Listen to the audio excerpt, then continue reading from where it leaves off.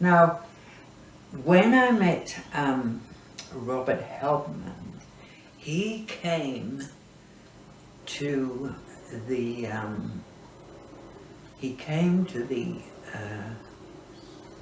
Les Girls on the Upper Esplanade. This is when we were on the Upper Esplanade.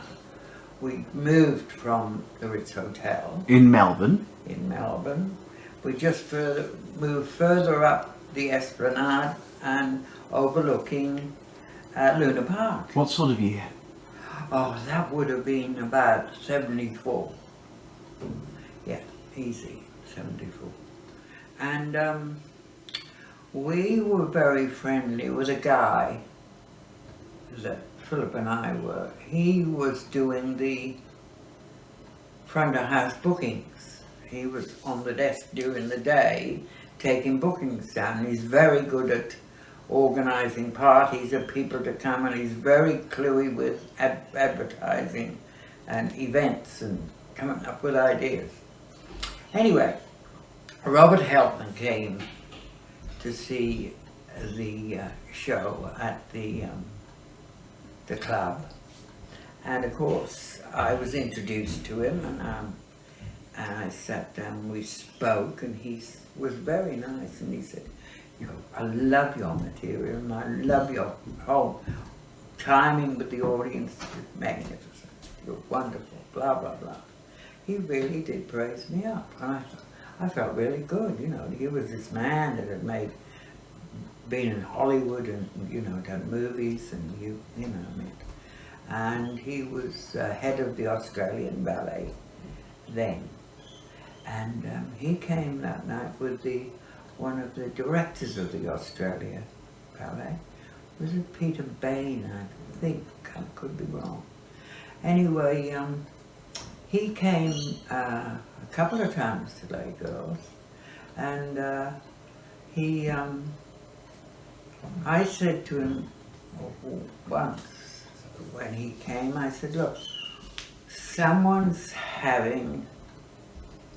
having a party at a friend's place, and funnily enough, I said, it's sort of like a wedding, because this couple were getting married, and not Peter,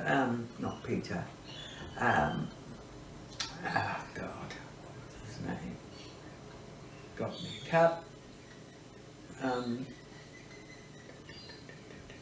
Sorry, yeah, right. A friend of mine, Keith Murray, he was having this party at his home in East Hawthorne, and fabulous home, full of beautiful antiques and wonderful taste. It was a party home, right?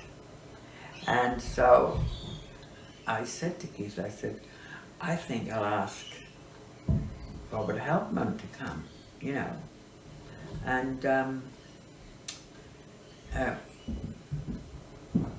Keith said, I think Peter Bain would be best to ask to bring him, go through him. So we did. We went to Peter Bain and said, asked Sir Robert, would he like to come to a party on a Sunday afternoon? And of course, parties were right up his alley. And so everybody was there, and they'd already sliced the cake up and everything, because I made it, 2-tier. Right. With all the icing and everything like that. Anyway, so Robert arrived about late afternoon, and everybody was saying, oh, here he is he coming? Here. The anticipation in the air, meeting Sir Robert Helpmann. But of course, I knew him by then, and he said, he made a fuss to see me and everything, and so it was great. And we gave him some really good wine, albeit it was out of a cask. We're trying to hide this damn cask. But anyway, he had wine and stood around and yacked and everything, and the food was fabulous. And I think Philip helped with the food, actually. Philip was your partner at the time? Yeah, Philip was my partner. And Philip has always been a fantastic cook. And at the time I did a lot of cooking as well, but I don't since I moved here. I just don't bother. I go as far as my evening meal. I can't go on one day and get a whole load of groceries and then that'll last me for a few weeks.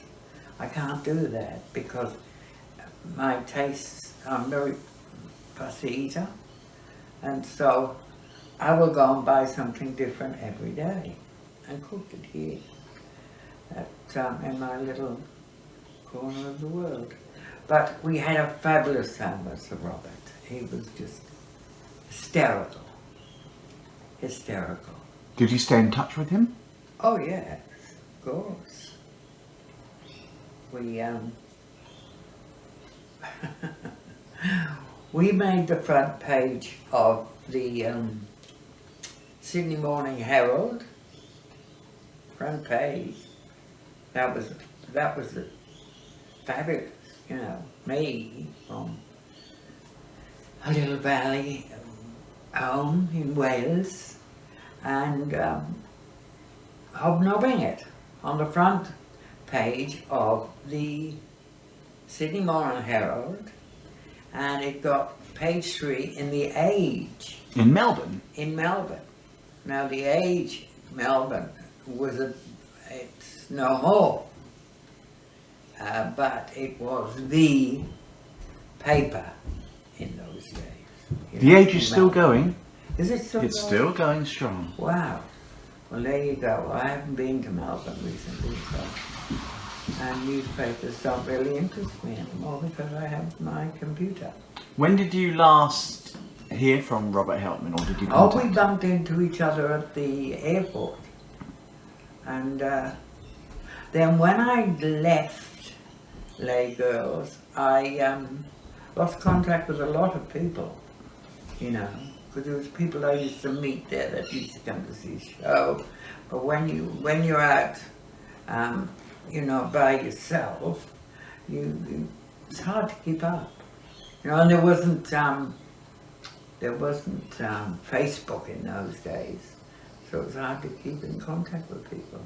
Because, you know, you knew the people, but you didn't actually know their physical address or even their phone number to keep in contact. But now, you just say, if you get friendly with someone, you say, oh, just go on my Facebook. But Robert was a wonderful person, but when these, you know, we had our photograph taken outside of the entrance to Les Girls on the upper esplanade. Now you've seen that poster. Mm-hmm. And in the background you can see Keith Murray, but he looked like Gough Whitlam, but a plumper version of Gough Whitlam, and people see it and say, oh look, there's Gough Whitlam in the background. I said, no, it's not. It's Keith Murray, a friend of mine. And you've got that picture, haven't you? It's in Lafarge's. And yeah, so I know I had a wonderful time with him. But Robert Helpmann. Robert Helpmann, yeah. Fabulous person. Wonderful.